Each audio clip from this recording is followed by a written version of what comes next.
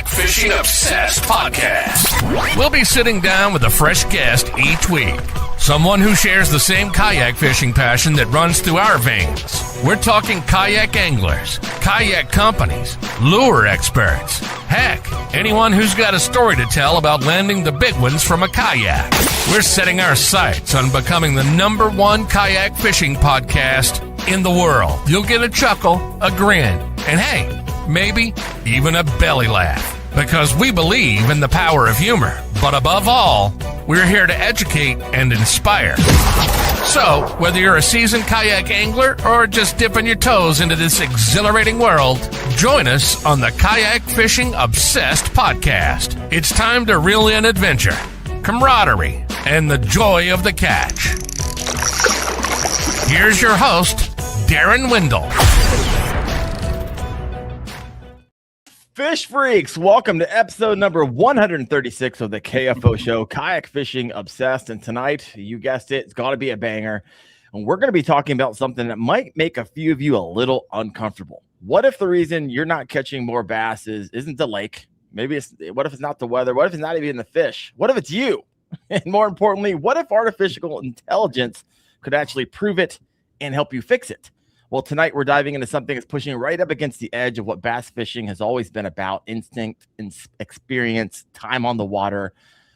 But what happens when you take all of that and layer in AI? Well, we've got the guy who built it joining us tonight, Sean Riggle, the mind behind Bass Thumb AI, a tool designed to take your fishing data, your patterns, your conditions, and turn it into real actionable insights on how to catch more fish. But before we jump in, real quick reality check. It's spring, air temps are warming up, sun's out, feels like it's go time, but that water, I know at least around where I'm at, is still very cold. And that gap between air temp and water temp, that's where a lot of people get themselves in trouble.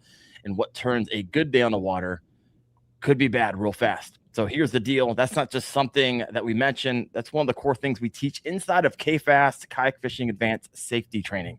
Understanding conditions, reading risk, knowing when things look safe but are not.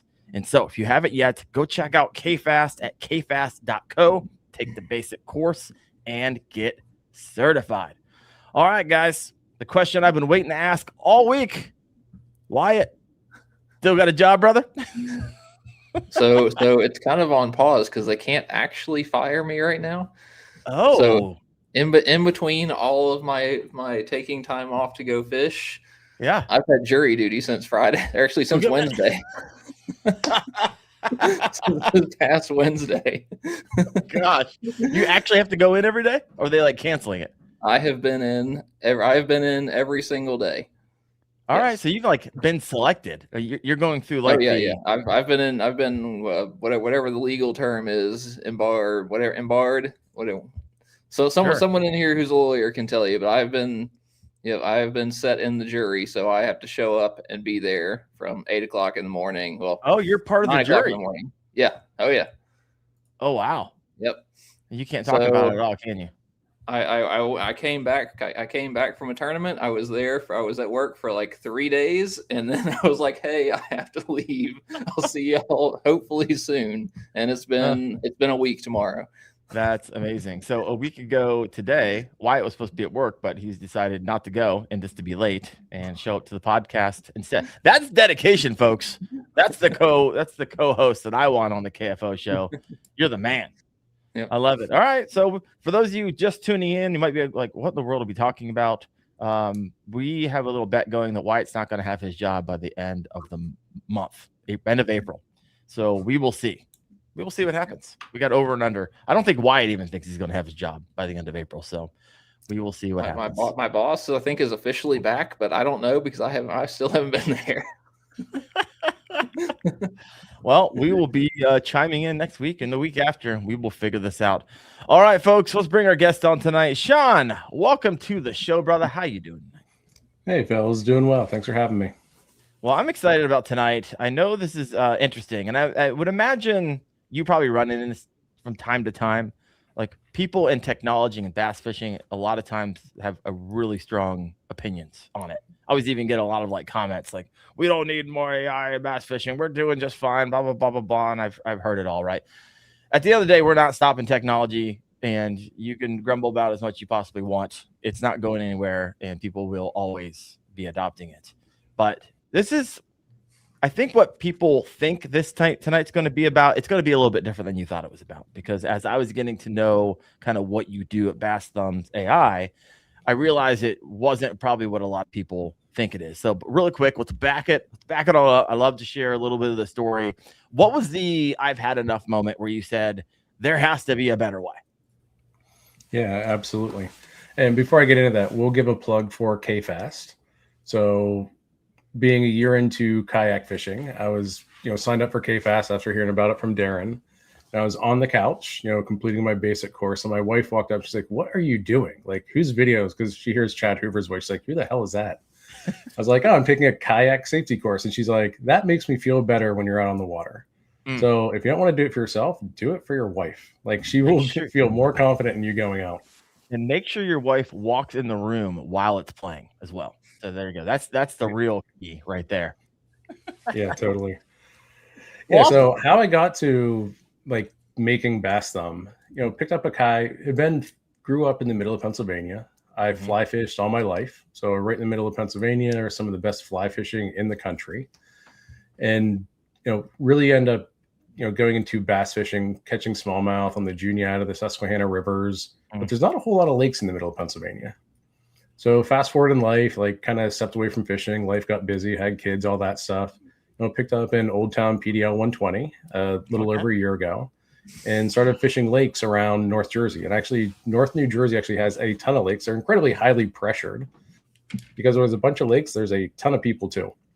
Yeah. And I found myself throwing the same lures, same techniques on lakes that I did on rivers that, led to a lot of success, caught a ton of smallmouth over the days. And I was getting skunked. And I was like, all right, this doesn't make sense. What is going on? So being a bit of a technology and data nerd, I started using Google Sheets, writing down where I fished, what lures I throw, what rod it was on, what line it was on, what the weather was, moon phase, all those things, and end up putting that into a large language model and generating insights of like, hey, maybe try this technique, during this weather condition. And after doing that through Google Sheets and just a large language model, I'm like, well, I have a background in technology and app development. I'm like, why don't I build an app for this? I can't be the only person that's having the same type of problem. Yeah. And that's where Bass Thumb AI was born. I looked across a landscape of fishing apps that were out there. I didn't want to use something that burns my spots and shows, hey, here's where I fish, here's where I caught fish. I wanted something to build something where it's private to you as an angler. Okay. Like what you caught them on, where you caught them. That is your data. It's private to you. And then just, actually build something that I want to use as an angler. So that's really how it came about. It's interesting because there is a subsection of anglers who track everything. I mean, they love doing what you just shared, and they've been doing it on paper, and they've been doing it with sheets, and they've been doing it on, Google Docs, and you name it. And with the onslaught of a lot of these apps that provide opportunities to track it, and so a lot of people have kind of moved over to that as well. But I think you've taken it to the next level. So when you say language model, I'm actually just curious. I'm not a tech nerd. I'm not someone who tracks all of my catches. What do you mean by that? Obviously, it's synthesizing all of this data into something, readable or understandable. But I'm just curious. Walk us through what you did there. Yeah, when you talk about AI, what most people talk about is large language models, ChatGPT, Claude, Grok. There's all kinds of large language models. What they're really, really good at is bringing in a bunch of data, identifying patterns. Okay. So you can log your catches and not only see, hey, what's working for me, but also pull from data that's out on the internet, like what's working for other people. So when you think about the learning curve in fishing, a lot of it is knowledge. One of the things AI and large language models do is lessen that learning curve in time. Like nothing replaces time out on the water in real fishing. Like I will never argue against that, but just preparing and being confident of like, what are you tying on? Here's where you're going. What are the conditions? How many rods are you taking? Are you fishing from the bank, a boat, a kayak, a canoe? Here's how you can approach it. Here's what you should tie on based on where you're fishing, what time of day, etc. Like we build that all in. But I want to hit on the logs because that's one of the things that I end up doing. It's a lot of work to try to log, what you caught, the length, looking up the moon phase, pulling in weather conditions, pulling in barometric pressure, pulling in barometric pressure phases. We do all that for you. I was about to say I'm done. I barely want to take a photo of the fish and upload it to Fishing Chaos. Oh, totally. So all you have to do, it's always good to take a photo of your fish because we all like taking pictures of the big ones, like because you can remember them. But you essentially just put in when you caught it and the location, and we pull in all the other data for you. So everything from, is it overcast? What was the weather like? What's the air temp, water temp? We're having a little bit of challenge with connecting to USGS to pull all that in. It's one of the things I used to do preparing for river trips is always look at USGS water flow data. Is it above the normal? Is it right about the normal? Like, how do you prepare? Pulling in humidity, wind speed, which, hearing from the guys from the Science of the Strike, wind speed is one of the number one factors of are you going to be successful that day? I think their number was right around 7.9 based on, professional tournaments. Pulling moon phase for guys that are closer to tides, like, what's the tide doing? Is it going in, going out? 3-day warming trends. We pull in all that for you, so you don't have to do it. Like, we make it simple. And what that does is that all open source information. Or are you literally like developing partnerships with certain? Yeah, weather data is all open source, and USGS is a great partner. There's actually a lot of apps out there that just pull open source USGS data and charge for it, which to me is like, that's kind of crazy. Like, you're pulling it directly from USGS, like water flows, water temps. Like, you aren't sampling that yourself. You're pulling it from USGS sites. So that's what we're doing. We're pulling from open source data, weather providers, barometric pressure providers, and bring it all into your logbook. Yeah. So what's one of the most frustrating things that you see with apps out there? Right? You're like, oh man, this is really giving apps really a bad name in the fishing world. You mentioned spot burning, but there are other like pet peeves of yours. You don't have to name the app, but you can name the features of apps. Yeah. Spot burning is a big one. But the other one is when they get super specific of like, hey, you have an 80% chance to catch your PB in this spot this day. I think that is total bullshit. Like, so it's like, come on, that isn't real. But people buy into that. But it's like that is not accurate. It's not applicable. So what Bassum's about is taking how you fish, what you're fishing, identifying patterns that are working, what isn't working. Mm-hmm. Thank you, Bass AF. But then also pulling in recommendations. What I've heard from some of the people that have used it, some early adopters, of like, hey, I always stick with my same 5 baits that I throw. And as they've logged catches, it'll kind of say, hey, if you're successful with a Texas rig, why not throw a Nico rig? Or if you're successful with a Ned rig, why not try a Nico rig? And so on and so forth. Like, instead of going with a spinner bait, maybe try a bladed jig. Sure. It'll give you all those patterns and recognize alternatives that you can try out. All right. Wyatt, are you a tracker? Do you track all that stuff? I track like location, especially this time of year. So I pull up my Google Photos and it pins all the photos that I've ever taken, and I'll use that like this time of year to show me how far back in the creeks I need to fish. So I know last year I was fishing a tournament, and I practiced for 3 or 4 days, and I pulled up all my fish locations, and they were primarily like the first 200 yards inside of pockets or inside of, creek arms, things like that. And that just narrowed it down so much faster. So I could just, fish the first 200 yards, jump across, fish 200 yards coming out. And then just, it just speeds up the practice process. So other than that, I don't track too much other than locations. Yeah. And why don't you track more than that? I like to go out there and just kind of beat my head against the wall sometimes. Yeah, it's a lot of work. Let's just call a spade a spade. Yeah. But, our part of our job, like our core, motive is make that easy for you. Yep. So I downloaded it.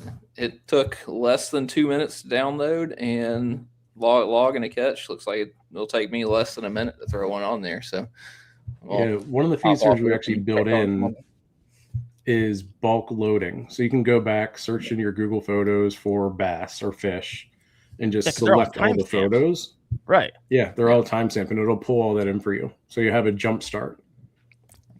Oh, so this isn't just like, oh crap, I'm halfway through the season, and I really wish I had all the information for the past 6 months. You can literally go back and select, and then boom, How far back can you do that?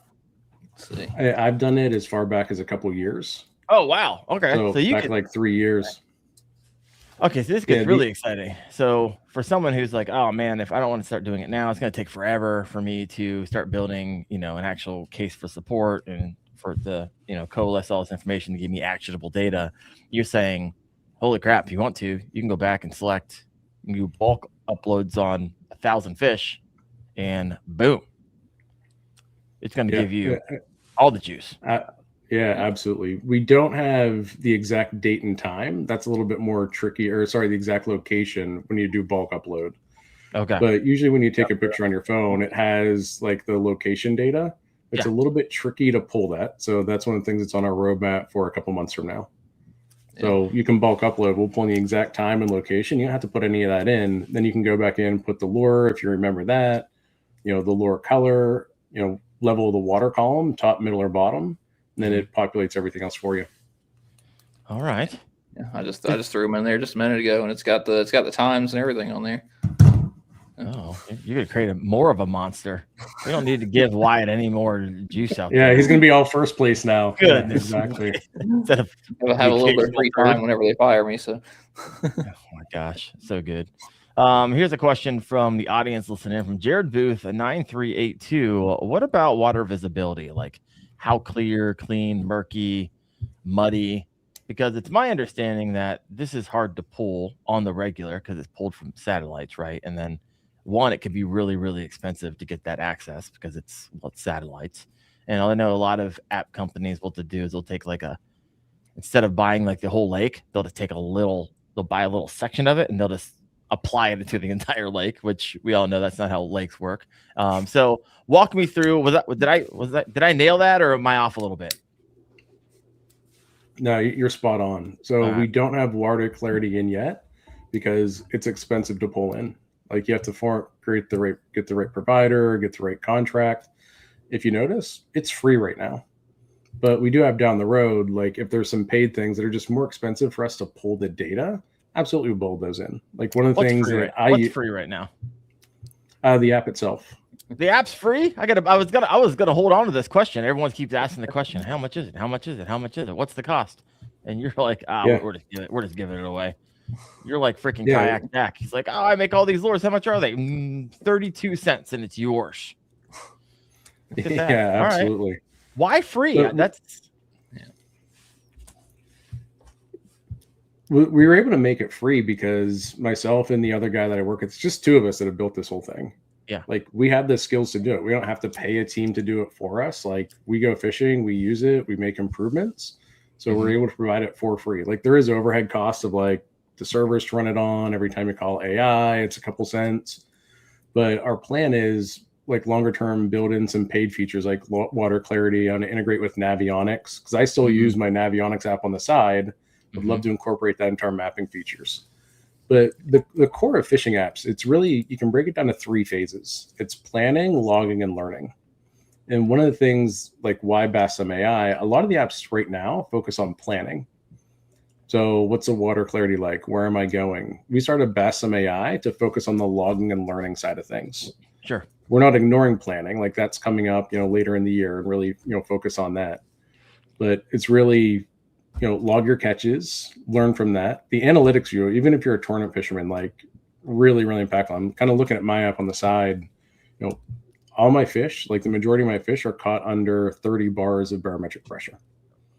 Okay. So I'll tie it to like the science of the strike guys. Like we have a lot of that data. And one of the things you can do now, because it's still free, we'll probably make it a paid feature in the future, is you can pull your data and see kind of how you're catching them, but you can pull everybody else's data as well. You don't get to see what they caught them on, where they caught them. But if you want to see thousands of catches that, does moon phase matter? You can start to answer that question. Does barometric phase matter? Does lure color matter?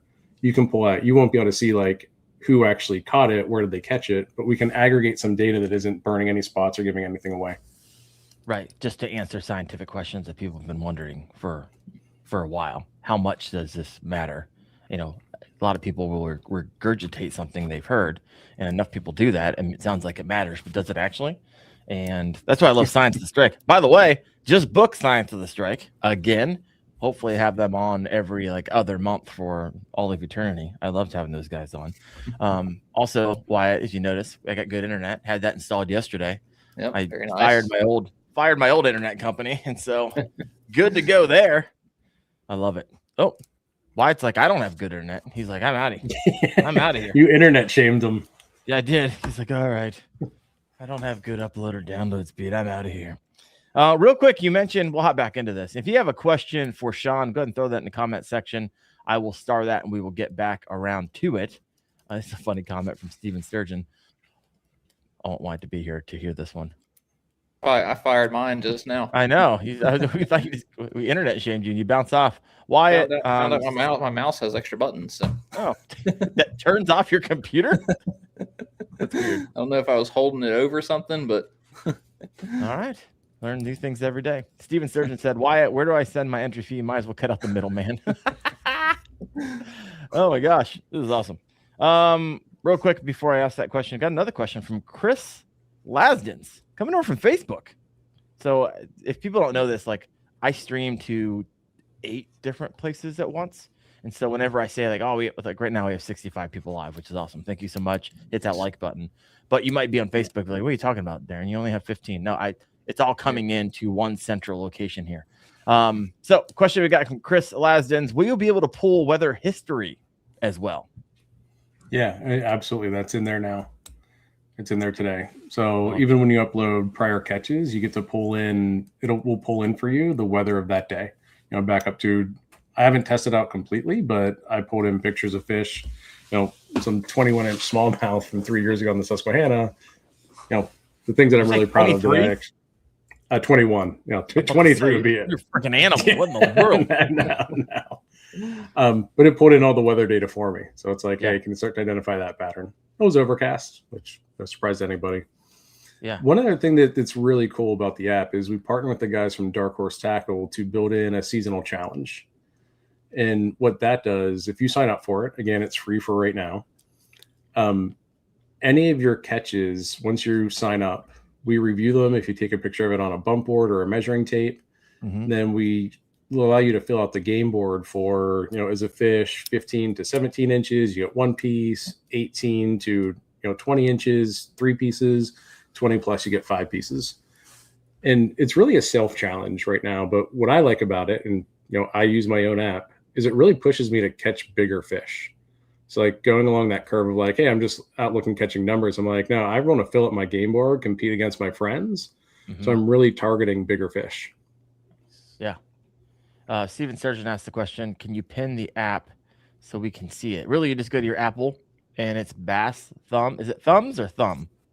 Bass Thumb AI. Bass Thumb AI. And you can go download it for free. So if I got a couple people coming in midstream here, like, hey, what app are we talking about? Bass Thumb AI. If you just look next to Sean's name right here, it is right there. So yeah, and you can go to our website, bassamai.com. We're on iOS and Android. So pretty easy to find. Yeah. So you mentioned early on in the show, and this is Kayak Fishing Obsessed. Let's talk about your Old Town PDL Pro? PDL Sportsman. PDL Sportsman. Wyatt loves this, as you can see. He's wearing a Old Town hat, Old Town jersey. He's got an Old Town tattoo on his neck. And so he is all in. All in. Is that an Old Town shirt under your Old Town jersey? Is that what I just saw? Oh, yes, it is. Oh, my gosh. I'll spare you all the Old Town boxers they sent me. So. Oh, man, they went all in on their merch. My gosh. So walk me through, out of all the kayaks known to man, and which I think is wild, there's like 3 new companies this year coming out of left field. Like Camino Journey is now available. So that's a completely new kayak company. FluxJet just started shipping. And then you have Voya X just coming out with a new kayak. We got new kayak companies. This is going to be a wild year. I look forward to getting my hands on some of these. But out of all of those that when you bought it a year ago, why Old Town? Why not Bonafide? Why not all the other? There's a lot of options out there for you. Yeah, the Old Towns, they're tanks. Like I'm 6 feet, 250 pounds. Like I need something that's stable that I can stand up on. And so watched a ton of videos, did a ton of research, and it's what I landed on. I love it so far. It's been really good to me, but I do plan on picking up a flux jet. Put in my pre-order back in January. Hopefully it ships by October, because the one thing it isn't great at is skinny water. Yeah, like that. They were booked out, man. Good. Yeah, but their shipping's been delayed, so hopefully they get it out. But I'm really excited for the flux jet. But love the Old Town.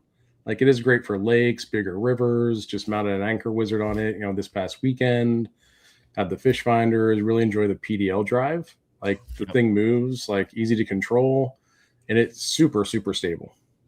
Yep. Like, what sold me is the video of the guy on, like, I forget who it was, but it's Bearded Dad Fishing, one of those guys. He's in his swimming pool, like, walking around trying to tip the thing, like going up on the bow, going on the side. Like, you'll fall off, but that thing probably isn't going to tip. It's a bit of a tank. But the other thing I'd also say about it's like, you have to have some muscle to be able to move that thing around. Like, some of the spots I take that in, like hauling it down, kind of bank faces, like 250 yards, like it's a bit of a haul. Yeah. I was just out in my Old Town PDL Pro today, and I think it's a monster. I wish the handle wasn't like on top, because it makes it really, like, I put native sidekicks on it. I don't know if you're even supposed to do that, because I don't think it's rated for it, but I do it anyways. But this thing it's hard to manage when you do that. But my goodness, it was really windy today, and it was freaking sweet. And I love the drive. Like, I used to run a Propel drive because I had a Native Slayer Propel 10, and then I had a Bonafide P127, which is the same Propel drive. And this one's quieter. It's quieter than the Propel. So I was like, oh, I wasn't expecting that. So pretty sweet. All right, we got some questions over here.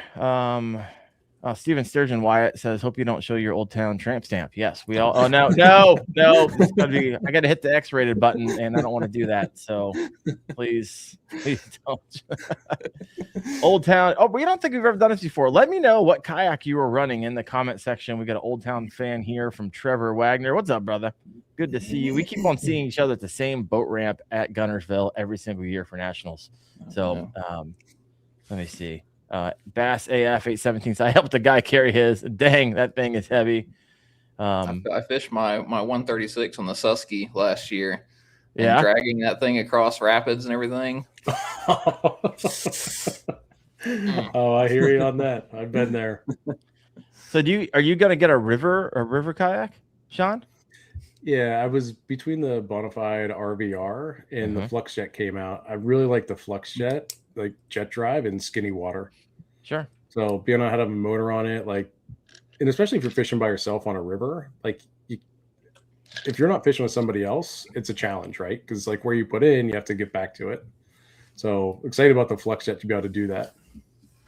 What has blown my mind, and this is not a slight, and this isn't a slight on anybody who got it and is waiting for it, but how many people bought this thing without having like any information outside of what they put out there? Sight unseen. That is, it's like buying a house sight unseen. It's not, they're $3,000, $3,500. And so I really hope this thing comes out and it is as wonderful as they keep telling everyone it is. And I guess we'll know really soon, because they shipped out their first half of their January orders. So this will soon be hopefully a very, very good experience for everybody. But that was kind of wild for me. It was a leap of faith for me. I'm like, this is an expensive kayak. Yeah. But you only put 500 down, which is not trivial by any means, but you pay the balance when it gets closer to shipping. Got it. But it's not a refundable half G, right? Yeah. Yeah. So that's why I'm like, all right, you guys need to start shipping this pretty soon, because I don't want to be off $500. Like that would be put the hurt on me. Yeah. And originally they were 3,000, right? And then they moved up to 3,500. Is that correct? That happened sometime early on. I'm not sure when, but all right. Got someone over. We got the SS 127 from the real Jim Jones, rocking the Nowhere No Share profile pic. Appreciate you. Natives Hammer. Hope to get my hands on one of those someday. Low Life Angler is rocking the Native LTE due to the weight. He's putting that thing on top of his car. I like it. Kayak Jack's got two. He's got the link in the Outback. If you missed the show last week with Kayak Jack, man, he really just downloaded a bunch of nuggets of truth on the Neko rig. So if you're like, hey, never fished that before, you want to dial that in. Whoo! And Wyatt, you on Saturday were fishing it. So walk us through your download. Was it something that you fished a lot before? You're like, hey, Kayak Jack, Marty inspired me. I fish it a lot on Murray. That's one of the few places I like to throw it because it's clear water. There's a lot of skittish fish and stuff like that. I don't throw it a ton, but I did take some of the stuff that Marty told me and I worked through it because it always made sense to me to rig the hook like this on the Nico rig. That way, walking across the bottom, and whenever fish bites it, I feel like the hook would get them in the mouth better. But Marty told me to rig it.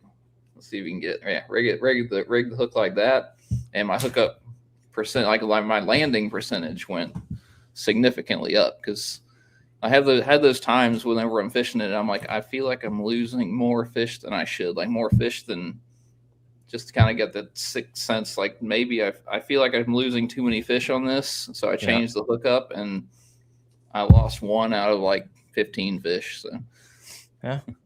Says that, which is wild. He's like, hey, out of 30 fish that I caught, I definitely could tell a difference. I was like, you are an animal. Friggin' animal. I kind of hate you right now. It's still super cold, windy, or raining here in Ohio. It's been a tough start. I don't know about you as well, Sean, but usually I can start getting on the big ones early, like March 11th. But my goodness. And I even have the ability to fish like throughout the week, and it's still been a tough go here in the Northeast. It has been cold this year, kind of up here in the north, but that led to one of the features I added in. So you don't catch fish unless you're Wyatt every time you go out. Like some of the times you get skunked, but there's a feature, you'll see it, like log your skunk trips. So learn from the times you weren't successful, put in what you threw, what you tried. And one of the things our AI will do is say, hey, you weren't successful doing this, and this, maybe avoid this spot, maybe avoid these weather conditions. Like, it's really powerful. Well, all right. I like it. It's like the post-mortem, but you're just doing that. So this is interesting. We're going to get more into the app. I got a bunch of questions there. Let's go over here to the comments. Got a PA14, Jared Booth, Steven Surgeon answering the question about the Flux Jet. I'm 65 and haven't taken many chances. Time to take a chance on the Flux Jet. Heck yeah, brother. Like I said, really hope that works out for you for sure. Chris Lasdens just bought my new Canoe Unlimited today. That's awesome. Ran a feel-free lure and an NC Flint for a while. Did you get the Unlimited Max or just the Unlimited? I got to go pick up my Unlimited Max here in just a little bit. So I'm excited about putting that into the fleet. You got SoCal Fishman, Semper Fi, SS127. Thank you for your service. Got an Unlimited, got an SS127, PA14. What I love when I'm reading through this is people are listing off like 2 or 3 kayaks. They're listing off their fleet. I remember when I first got into it, I was like, oh man, I wish I just had one. I'm looking around like all these guys have like 3, 4, 5 and they're $15,000 rigs. I was like, can I just get one, please? I just need one. You guys, Wendell's got 7. Jerk. Give it to me. I love it. Kayak Jack said he's still filling orders from that podcast. Oh, I love it. All right. Yeah, Kayak Jack, thank you. I'm one of those orders, so just got my weights today, so really appreciate it. Looking forward to getting out there, throwing some Nico rigs. So here's a question for you, Sean. And like I said, those listening in, if you have a question about this app, free app, by the way, when does it stop being free? Yeah, so the plan is to start to do freemium. And what that means is we want to have all the fun. Well, one, if you sign up today and you're getting all the features that are in there today that cost us money to run, we're not going to take that away from you. So being an early adopter, definitely a benefit. You're getting grandfathered. Yeah, exactly. But I would say probably later in the year as we start to build features that just cost more money to make calls to AI providers, weather condition providers, things like that, getting a little bit more advanced, we'll have to start charging a little bit for it.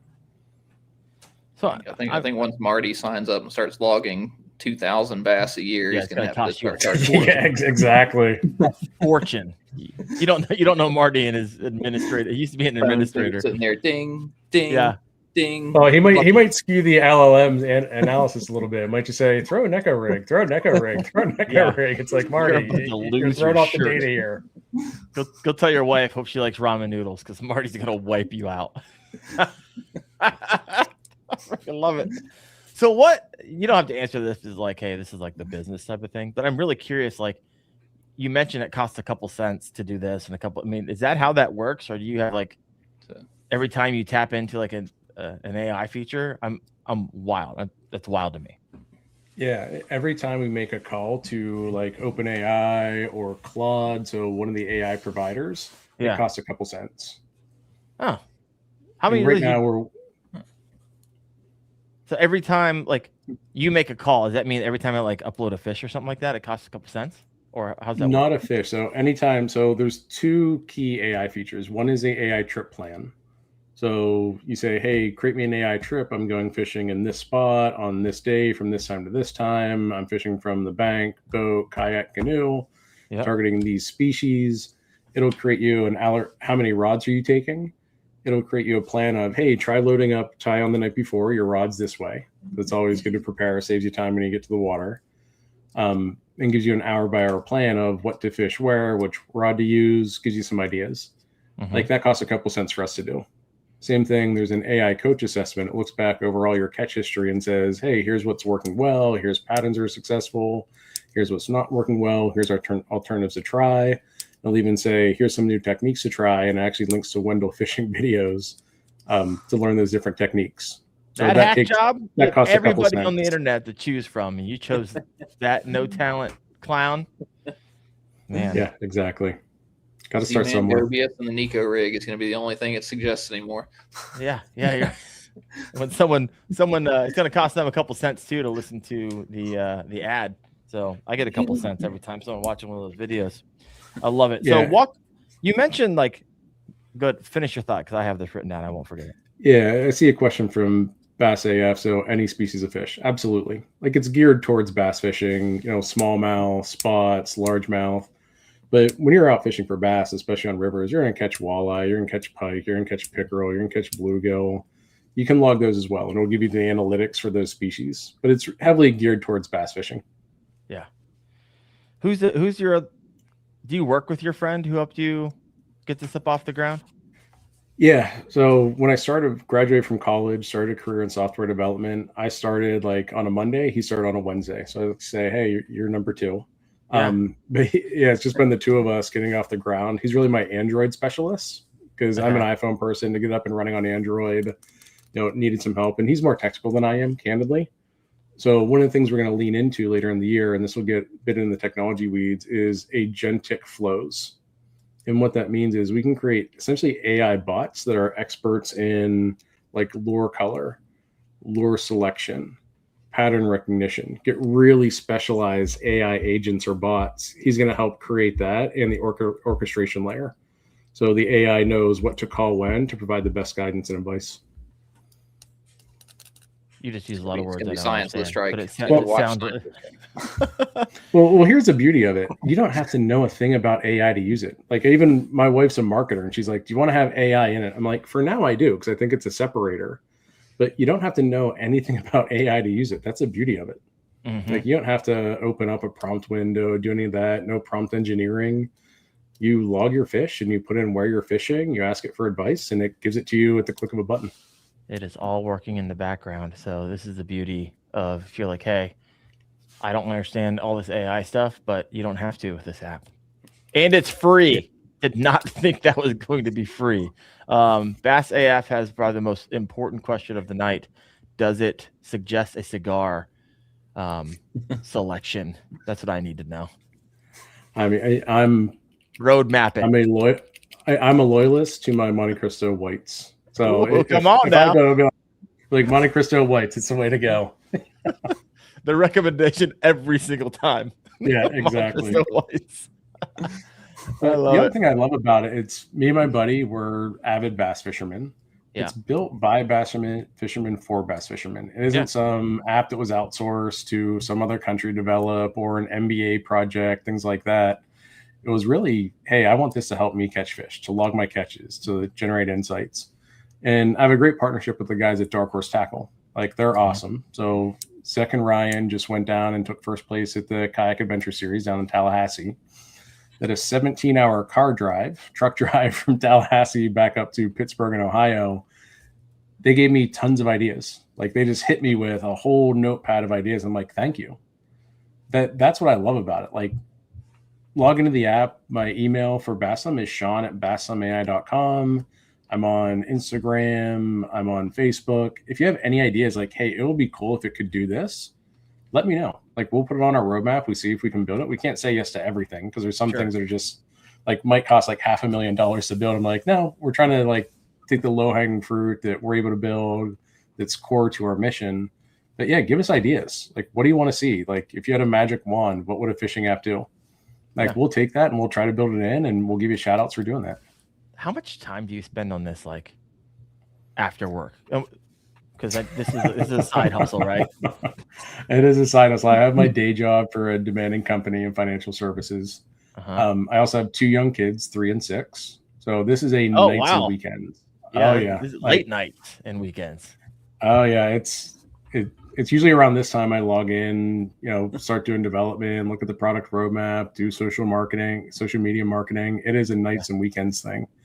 I like to tell my wife I'm in founder mode. Kind of gets under her skin. She's like, hey, can you help clean the house? I'm like, I'm in founder mode. Can't. Oh, I'm sure she loves that. But it's also been a ticket too of like, hey, I need to go out and do market research. I need to go fishing more. So yeah, I get to go in fishing market research, which I kind of love. She's like, you're doing this whole thing just so you can go fishing more. I'm like, no, founder mode. That's not the only reason, but it might be a small factor. I need to use that on my wife. Hey, I'm in founder mode. I'm in entrepreneurial mode. I just don't think it's going to work. What works for you guys? I love it. All right. Let me see here. I got a couple questions over here. Does it work for saltwater fishing? I'm assuming yes, but yeah, it does. Any nuances? I mean, saltwater fishing, the tidal flows are in, but saltwater fishing is a different animal, than freshwater fishing. I actually get this question a lot. The core foundation of the app, maybe a year from now, we create a saltwater version. It's just different species. You're dealing with different factors. Like it's a whole nother game. Yeah. Okay. Good. We got another question here from Keith McGee Outdoors. Just joined in tonight. But can it differentiate between angler styles? For example, some people prefer to power fish, while others prefer more finesse applications. Is there even an option in or is it's just calculating all this information? I tell Keith, congrats on winning the tournament this past weekend. He just fished a local tournament right around here, and he won it this past weekend. So. Oh, congrats, brother! It's freaking awesome. That's a donkey fishing profile pic. Yeah, congrats, Keith. Not right now, but one of the features that's coming up in June is onboarding. And what I mean by that, we're going to build in, what platform do you fish from? What's your style? What do you like to catch? So we can tailor the AI device a little bit more. But absolutely, it's one of those, one of the things we could add to the analytics and insights is how are people catching fish? What's more dominant, power fishing or finesse fishing? Break it down by season. Absolutely. So I'm writing that down to add to our roadmap. So thank you, Keith. No, I like it. So here's, I guess, back it up just a little bit, right? Not everyone had a chance to download the app or upload fish yet. So walk me through a typical fishing trip using the app. What happens before, during, after, and then is the recommendations is the AI actually giving, right? Obviously, probably lures, location, timing, all kinds of other things I'm probably not thinking of. Yeah, I use it as a second opinion for where I'm going fishing. So I put in where I'm going fishing, the time, start and end, how many rods I'm taking, give me a plan. And so that helps me tie on the night before, get prepared, get the truck loaded up, all that good stuff. Yeah. And so that's kind of the planning part of it. And then I go in, and when I'm fishing, I take pictures of the bigger fish that I catch. Ideally, I take a picture with the lure with the fish on the bump board so I can remember what I caught it on. But a lot of times I'm only catching 5 or 6, so it's kind of easier to remember. I'm not like Wyatt that just goes out and casually catches 30 fish is a general day. But then I go home and input the lure data. So go in, log the catches. By the way, someone's like, is it easy as just tapping photos and then do a bulk upload, or is it a little bit more technical than that? That's it. It's super easy. Really, it's as easy as selecting 5 or 6 photos and then sending them off an email. Boom. Yeah, I would say to load a catch probably takes about Minute. 10 seconds, 15 seconds. And that's just the upload time. I mean, log Well, on. get the stopwatch out. That's upload plus entering the information. It's pretty simple. Okay. And that's what we're all about, making it the log and catches as simple as possible. All right. So what recommendations is it now giving? You talked about it a little bit, right? So we have lure, locations. What else is it sharing with you that someone might be surprised? Like, oh, that's interesting. Yeah, one of the things I like about the AI trip plan, it'll look at the weather, the moon phase, etc., and give recommendations based on that. So like we know if water temps are cold, fish might be a little bit more sluggish. It'll give lure specific to that. So it brings in those seasonal factors, which is really nice. Yeah. Like, we can look it up and we can use our own brain, but I never take the plan. Like whenever you're working with AI, and this is a general recommendation, always be the human in the loop. Mm-hmm. Like it's giving you, don't follow the plan exactly, but take some of its advice. Like it knows what it's doing. It can do pattern recognition, and then tailor it to how you want it. Like what lures do you actually like fishing? It might, recommend a spinnerbait. You might go with a bladed jig. Do it like that. Like use its advice. It might give you a different perspective, but always put your own spin on it. Yeah. So this is something I would love for it, like send me a notification if I can put in triggers, right? For instance, I'm fishing the river and I know that river is awesome at 350. And it's going to be in the next 12 hours.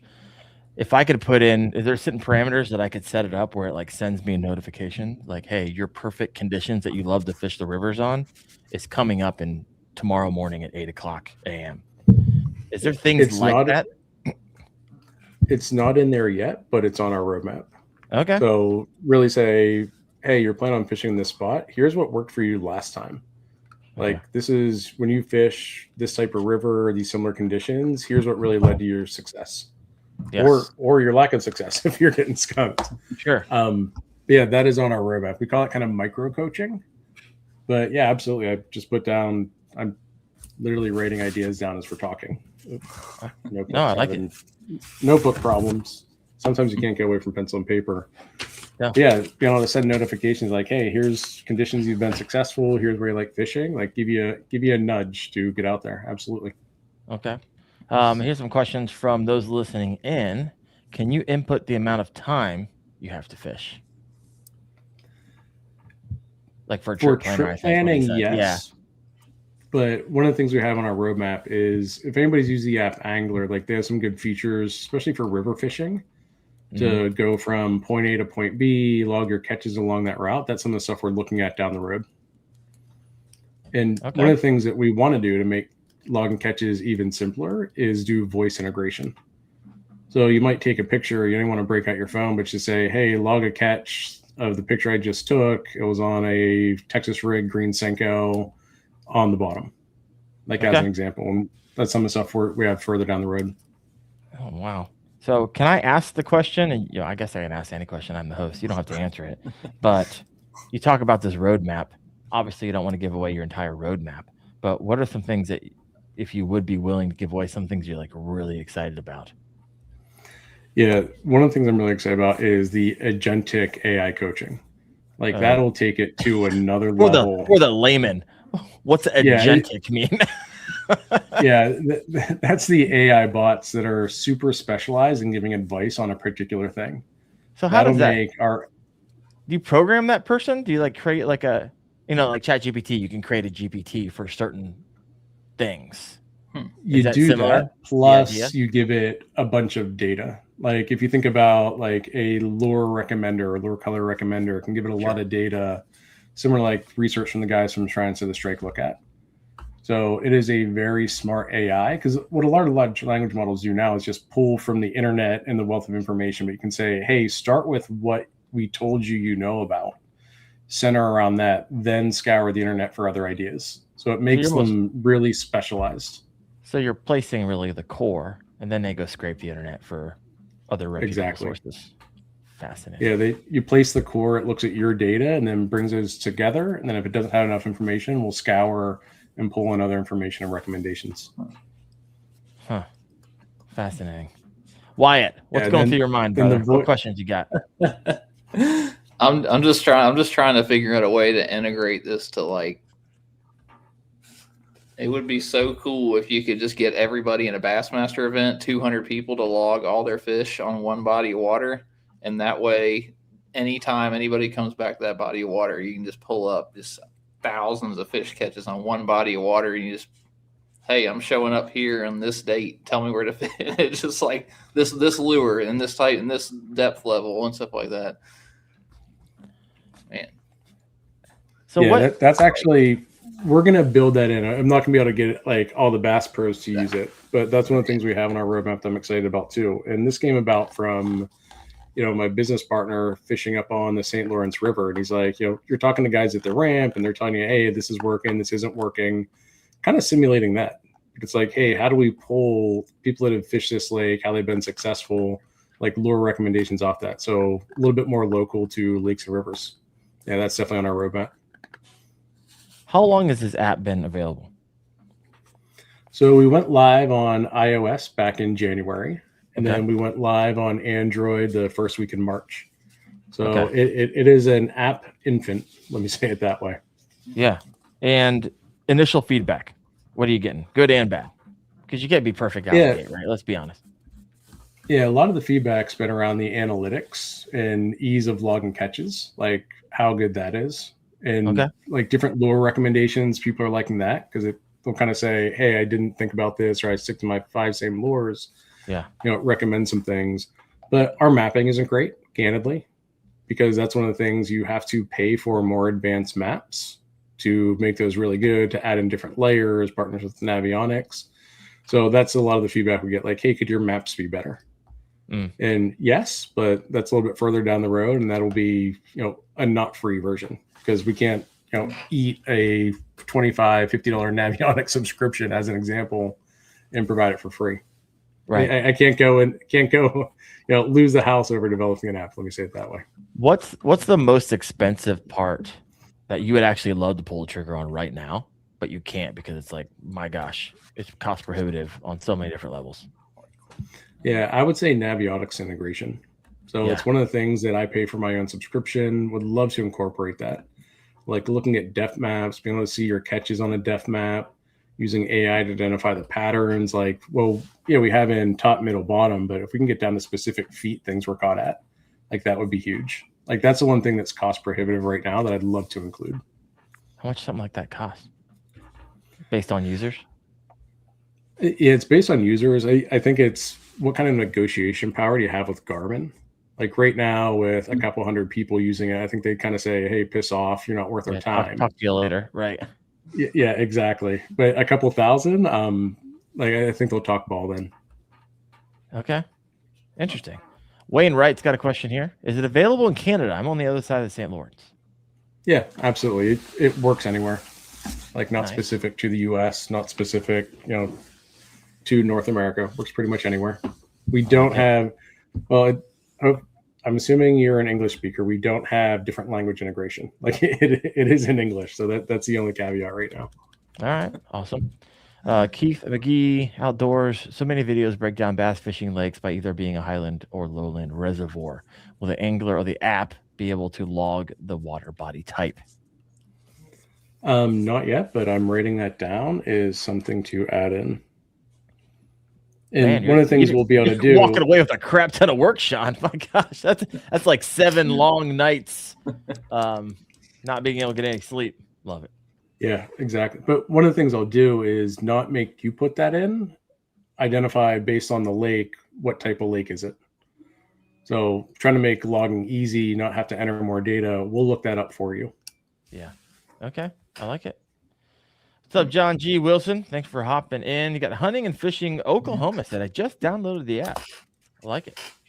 Yeah, thank you. Appreciate it. Like it. I talked about feedback.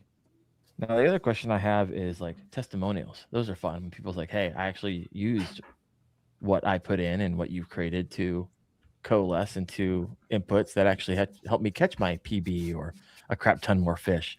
Are you starting to, I know you started in January, so you'd have to get people down south, but now we're entering in, Wyatt's been catching fish for a long time. What's that type of testimonial feedback you're getting?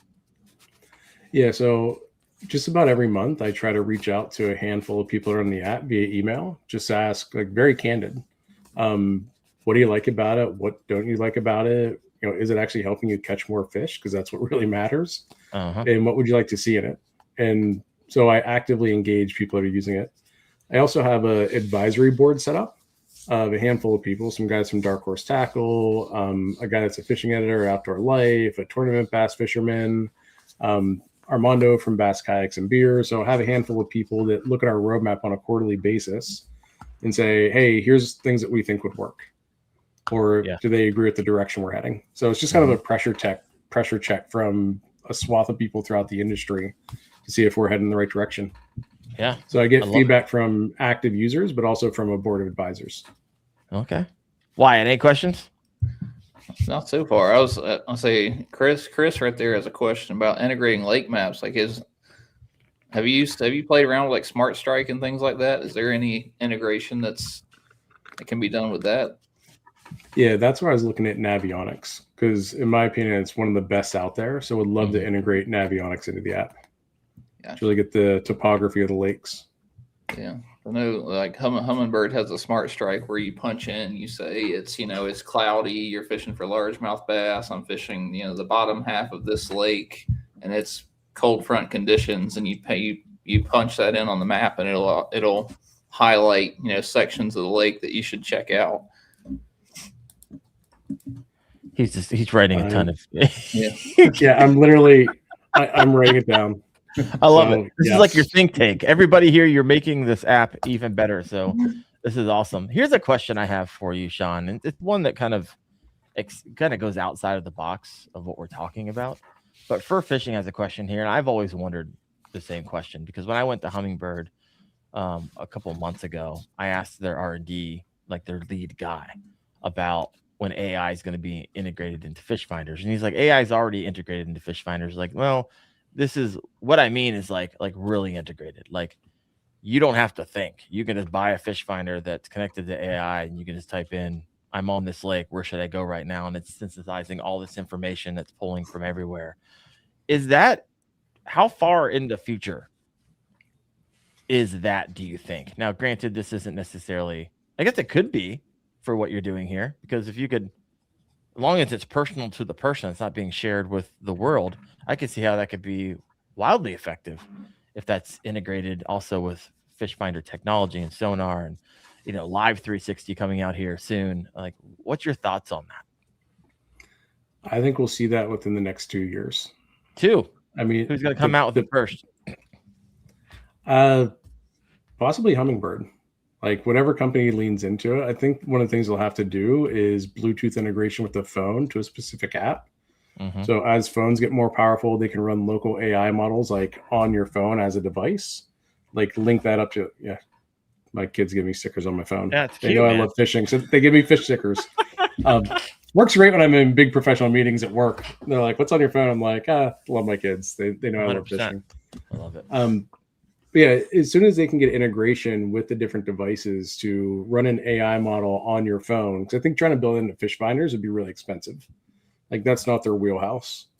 So run that locally on your phone, hook that up to your fish finder to give you like really, really good insights and recommendations of where to go, depths, etc. I think that's in the next few years. The pace of change around AI is mind blowing. Wow. This is going to be crazy. Someone just wrote, I honestly don't understand why anyone would want to use AI for fishing. This type of technology is ruining fishing, in my opinion. And I guess everyone's entitled to their opinion.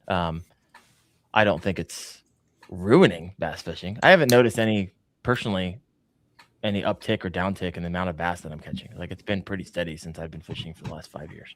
I think one of the things it does, like, hear your perspective. I appreciate it. But it gives you a little bit more confidence being out on the water, or what you're throwing, lets you learn about, what patterns are making you successful. I think that's where it adds value. Yeah.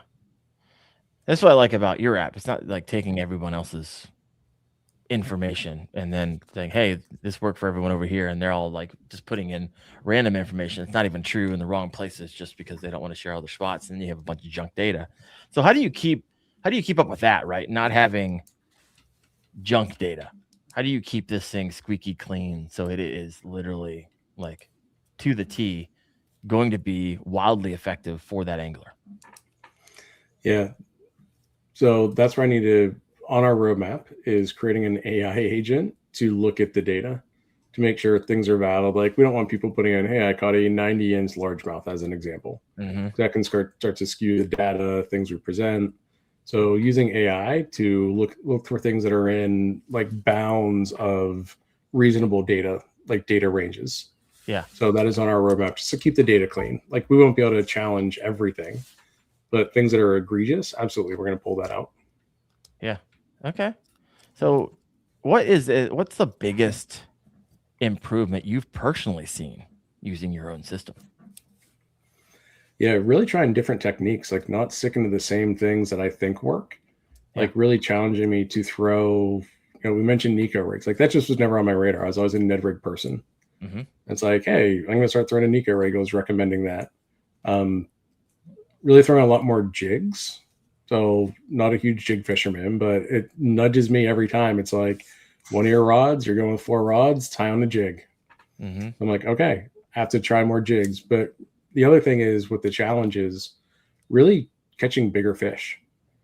So, and that also plays into the fact of lure condition. I probably spent way too much money on big swim baits this year, getting into the mag drafts, a bunch of stuff from Dark Horse, like really big baits to catch big fish. Yeah, exactly. The glide baits. I think that's the biggest thing. One, it made me select more lures, like different types of things that are out of my comfort zone, but also targeting bigger fish, which is one of the things I like to do. Yeah. No, I've been teaching the unconfidence lure for a very long time, because most people, if not just about every angler I know, like they're known for their one thing that they really love, right? And they're wildly successful at. And most of the time, once you're wildly successful at something, especially if it's catching bigs consistently, you're like, why would I use anything else when this is working so well? Eventually you get to the point where like, okay, I caught a fish, a lot of fish, I like catching big fish, catch a lot of big fish. Then you get into lure specific fish, which if you've been doing this for a long time, you'll eventually be like, okay, I know I can catch a bunch of big fish, but I really want to catch it on this really weird lure that I've never used before and dial that in. It's it's really satisfying to do that. So what you're saying is, if I'm using this app and I've never fished with a Neko rig, it could potentially recommend the Neko rig to me for this particular. Yeah, absolutely. Scenario. It'll look at, where you plan to fish, lures that you're using. So Neko rigs and Ned rigs, you can somewhat use interchangeably, not all the time, but it might recommend that. Yeah. The other thing that challenges people to use different lures is our seasonal challenge. So we partner with the guys at Dark Horse, identify for each season. So right now we're kind of in the spring. What are 5 lures that you want to try to catch fish on? So that's also a way to extend the challenge of, like, instead of just going with your same 2 or 3 things, like instead of going with the drop shot, a Texas rig Senko, and a chatterbait, I need to reach out. Maybe for the spring lure challenge, it's a square bill crankbait. Yeah. Maybe it's a slow rolled spinnerbait. Maybe it's a micro jig. So that also pushes you. It's like, hey, I want to complete the seasonal challenge. I need to get out of my comfort zone and try some different lures. So it's not only going to tell you the lure, it's actually going to show you, like you said, slow rolled, right? So it's going to tell you that as a recommendation as well. I need to download it. I probably should have downloaded this before, but this is but you're not going to see my excitement if I already downloaded it. It's like, oh, I'm just learning things along with all y'all. I like it. Yeah, it'll tell you not only the lure, but the technique. So where to fish it, how to present it. That's going to get a lot better when we have our AI agents in place. Like that's when you're going to use it and be like, oh, wow, this is better than anything anybody could ever tell me, which is super exciting. Are you going to get to the point where it's like, oh, not only do I show you the lure, but show you the technique, but maybe a video pops up of this is actually how you retrieve it. Stuff like that. Is that on your roadmap? Seems like everything else is. It absolutely is. Right now we have linked to some of your videos, like for specific techniques. Yep. So scour your YouTube, but absolutely want to build into more of that. And that goes into who's using the app. So we want to lean into more personalization. Are you beginning fishing? You've been fishing for a couple of years. Are you doing tournament fishing, and really tailor it that way? Yeah. So if you're a tournament fisher, like you're heavy into tournaments, you probably don't need advice on how to fish a specific technique, right? But if you're just getting into it, never fished a technique before, absolutely watch a video. Mm-hmm. I like it. Kind of like old school tactical bassin, where they did, beginner, medium, like expert levels. Like I think they did beginner swim bait fishing and then expert swim bait fishing and stuff like that. That'd be cool. Yeah, totally. Sense. Peeling back the layer of the onion a bit. We have 70 live right now. If you have not yet done so, whatever platform you're on, I would love for you to hit that like button. It's gonna help this video get a little extra coverage by the algorithm. After it's all said and done. Say what? What I'm hearing is I need to go on there and make little videos for every single lure. That way I can take some of your followers. There he is. Take them all. Take them freaking all. What patterns has I uncovered that most anglers completely miss? Have you? Yeah, you're able to see behind the curtain, right? You're like the Wizard of Oz over here. Yeah, based on a couple hundred catches that are logged. Mm-hmm. Moon phase doesn't seem to matter. Really? Okay. It could be some bias based on the sample of data that we have, like, sure. 400 or 500 catches logged. Barometric pressure absolutely matters. So lower and trending down definitely matters. Wind speed definitely matters. Overcast conditions definitely matter. So those are the things that kind of jump out through the analytics. What's the thing that matters most? And wait till Marty downloads his catches. You're going to have like 70,000 catches too. Like homie catches, well, you were on the show, like over 2,000 bass a year. So my gosh. Yeah. Someone was joking about it. It's like all your algorithm's going to be recommending is the Neko rig. Yeah, exactly. Downloading everything. I know what question I asked you. Oh, which ones matter the most from your data? You're like, oh, wow. I never really thought that barometric pressure would be that highly rated for it. Yeah, barometric pressure is pretty high, but wind speed has been huge. Like really in that kind of 6 to 9 mile an hour wind speed is where we see most of the catches. Really? Mm-hmm. 6 to 9. Huh. All right. Well, I was fishing. Yeah, and that's all available today, in the app. Like if you go to the analytics view and you toggle to all bass sum data. Okay. So we have access to this. Exactly. How often do you have to look at it? Like, well, people aren't fishing in 15 mile an hour wind, or like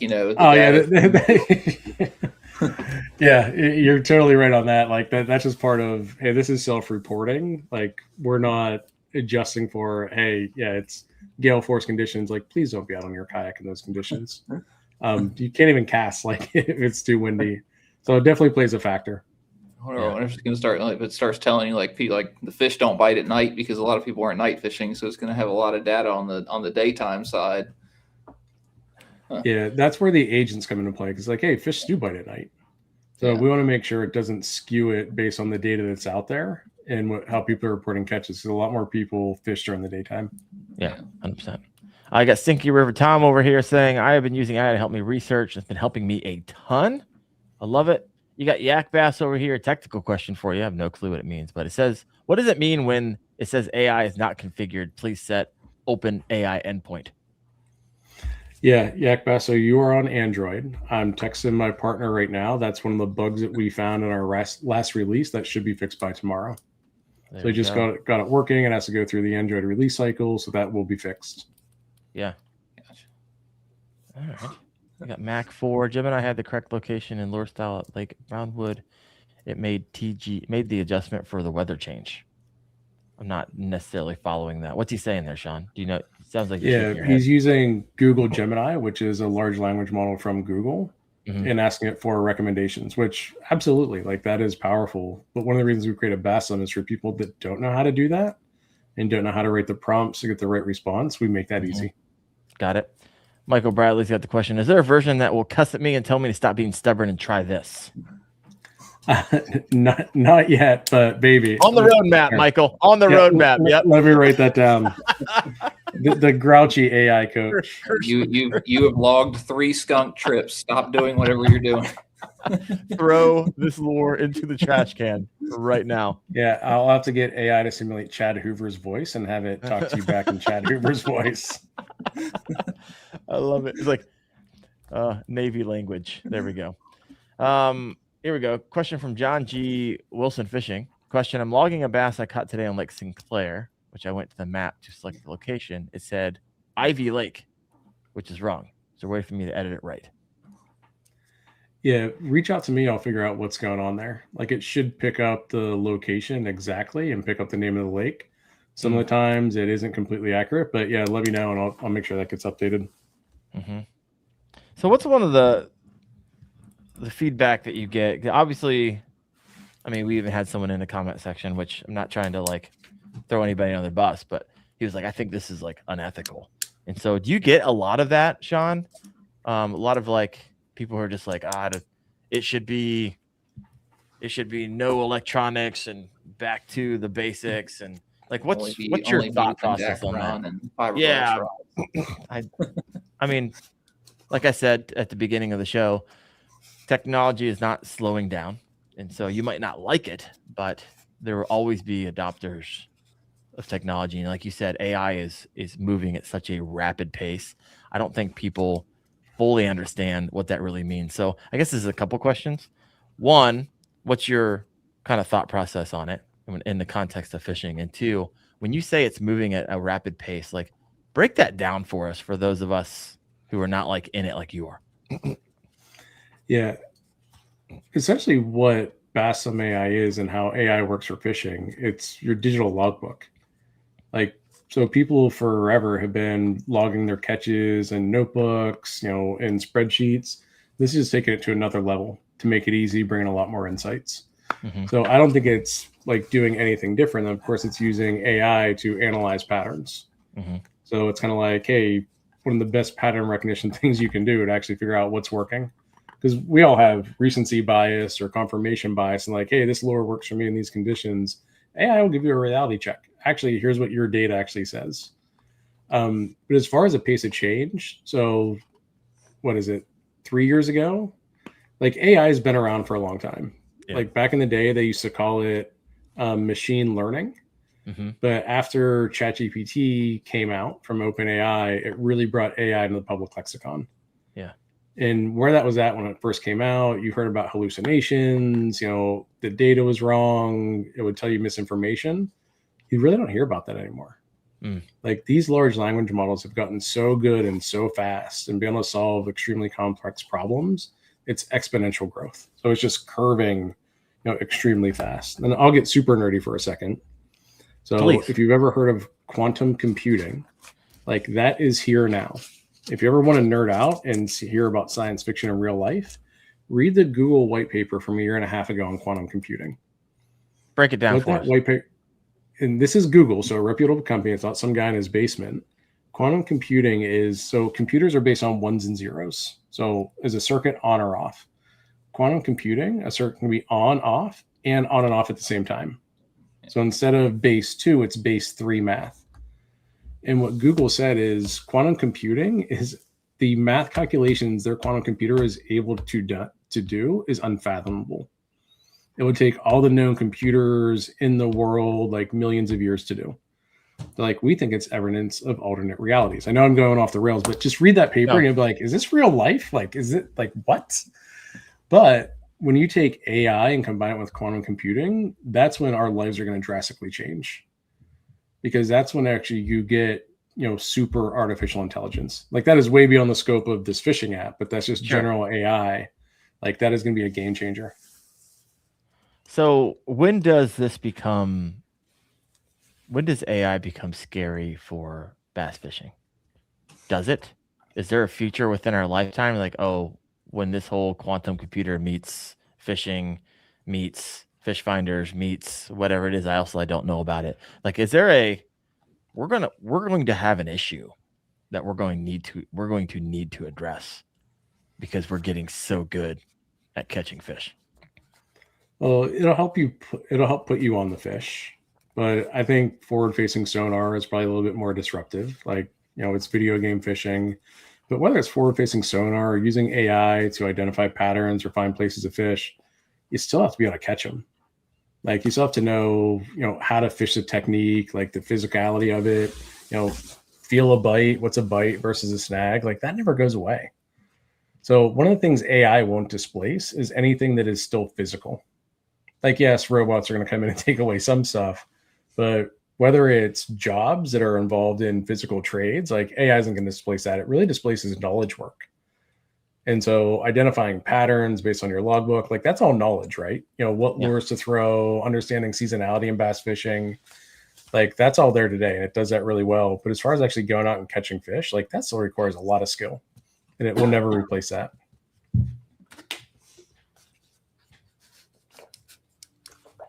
How much easier?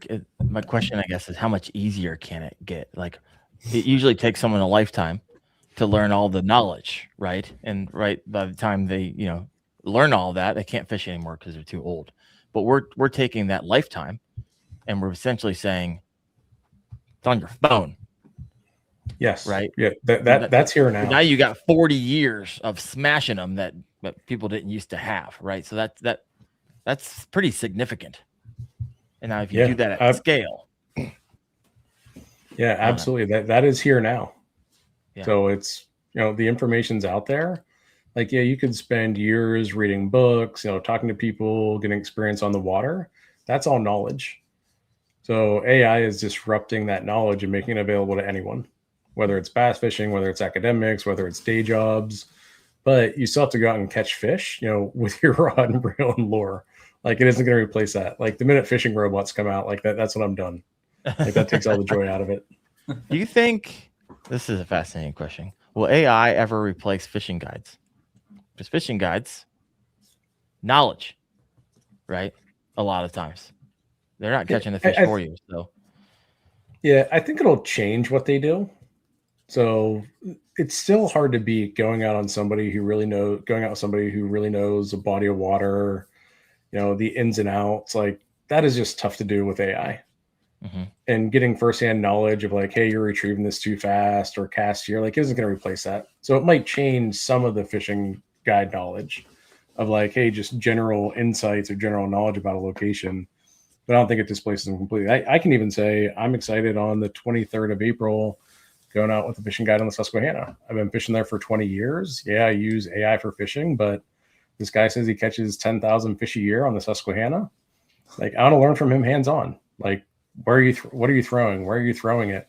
Like, that is still so nuanced kind of in our sport that it doesn't replace guides completely. Here's a different angle to that question. Although it may not replace guides, will it replace the felt need for a guide?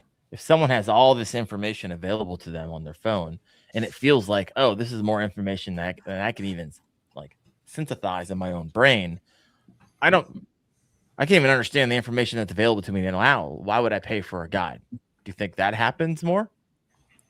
Because that, like, logically, that makes sense for me. Yeah, I think a little bit, but I don't think it displaces them completely. Like going out on a boat with somebody who knows the water, like you can't beat that. Yeah. Do you get a lot of people who are skeptical of this whole thing, what you're doing? Like, Yeah. what are some of their, like, outside of saying I'm a little bit skeptical? Like, what are ways that people say that to you? Yeah, like, is it ethical? Like, are you gonna ruin the sport? But I would say overall it's been supportive. But it's really, hey, the technology's here. Whether there's an app for it or you use, some people mentioned Gemini or Grok, like it's kind of doing the same thing. We just make it easy. There are skeptics of like, how good can it be? Like right now it's okay. Like I'll be the first person to acknowledge that. Like it's within a year since this whole idea even came about. So we got it to market extremely quick. But I think by the end of the year, we're going to get it really good for giving advice. Yeah. No, I like it. Stinky River Tom, my man, pushing through some cash my way. Thank you so much for supporting the channel. He's got a question here. He's like, hey, I have been working on a Claude Muskie AI co-work team of agents that helps me with river muskie fishing, pulling lunar phases, depth data, river flow data. How can I incorporate this tool to help me for non-bass fishing? Yeah. So Tom, you're one up on me. So I mentioned a couple times getting into AI agents for bass fishing. That's what it's geared around. Like, yeah, you can do it for muskie too. I mean, muskie are a whole different beast when you talk about fishing. But yeah, I would love, like, Tom, if you want to hit me up, would love to see what you're doing, like, just to learn from you and see how it's going. Yeah.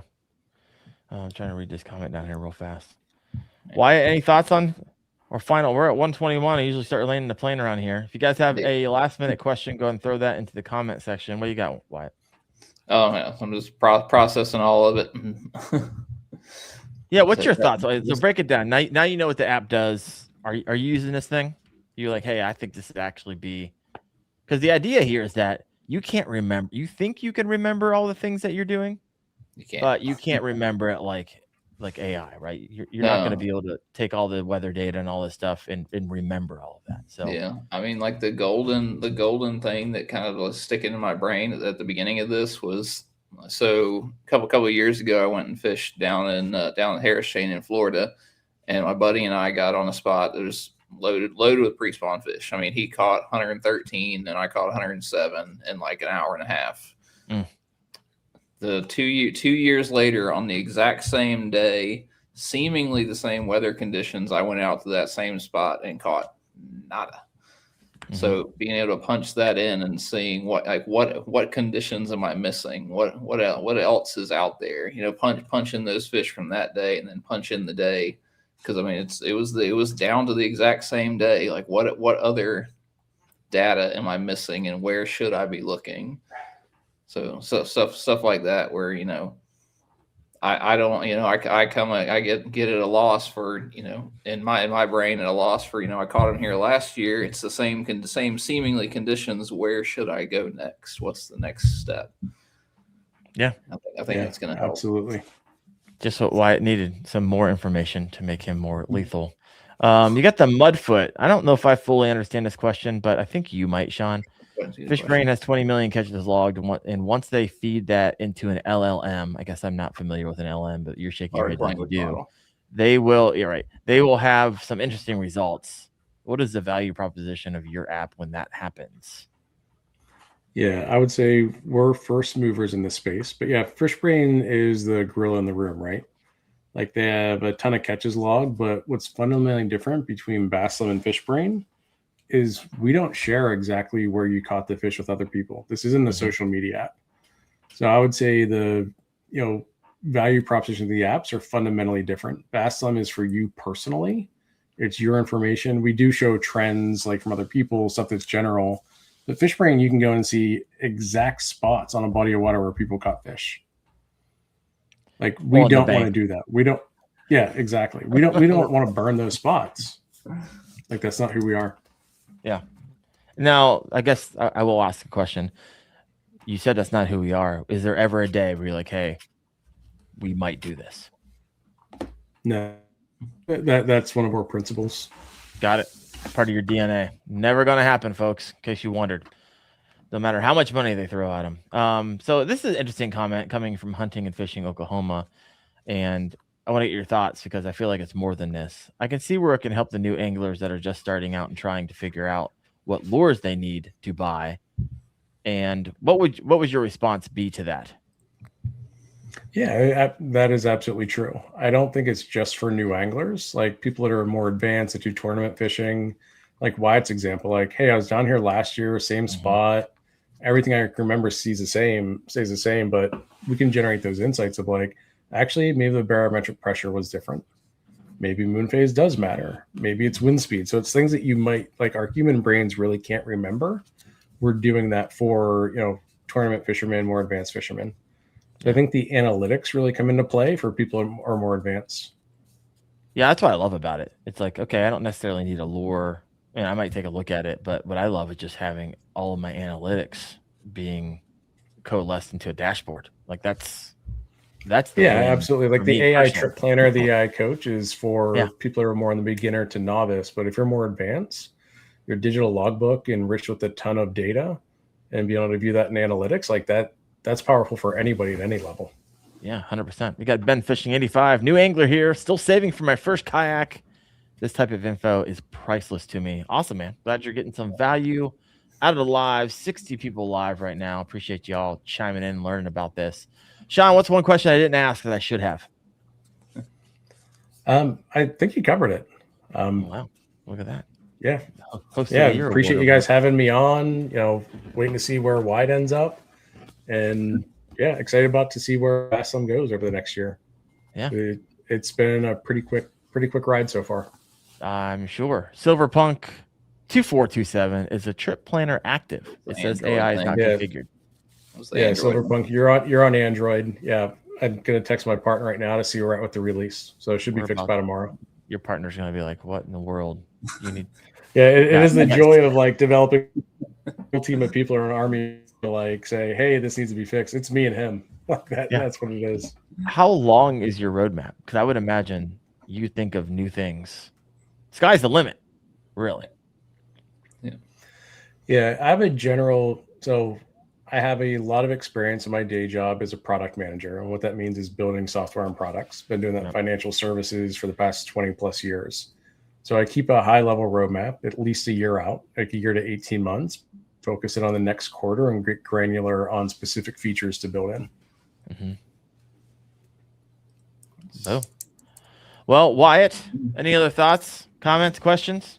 I'm gonna start punching them in here as I use it. I do have a tournament this weekend, so I'll punch all those fish in there. I'd be fascinated to see kind of what you come up with, Wyatt, because I know you probably only take pictures of large fish, and you have a big history of those. So this will be interesting. We'll have to circle back and maybe on the next show and be like, hey, what's some of your analytics actually telling you? So this will be good. It'll be really good. Well, Sean, appreciate you. If you have not yet done so, head over to bassthumbai.com. Did I get that right? Yep, you nailed it. And also, where's the other places that you're on social? Like, where's your home bases over there? Yeah, you can go hit us up on Instagram. So BassThumbAI. I'm personally on Instagram, Sean at BassThumbAI or BassThumbAI Sean on Instagram. Also on either of those places. Keep up with, at least on the Instagram side, we share, latest features, new release information. So it's a good way to keep up with the pulse of what's going on. Yeah. And real quick, if you have not yet downloaded it, you might want to do that before it starts being freemium. So you can get grandfathered in, start using that. Hopefully this helps you guys put more fish in your kayak. And Sean, appreciate your time. Wyatt, appreciate you. And thank you all for listening in. And we will see you. Do we have something next Tuesday? I never remember. I feel like I have something. I think we have it. I still don't know if I have a guest net. Anyways, we'll see you next Tuesday night or the following Tuesday night, 8:30 p.m. Eastern on the Kayak Fishing Obsessed podcast. Y'all have a good one. See ya.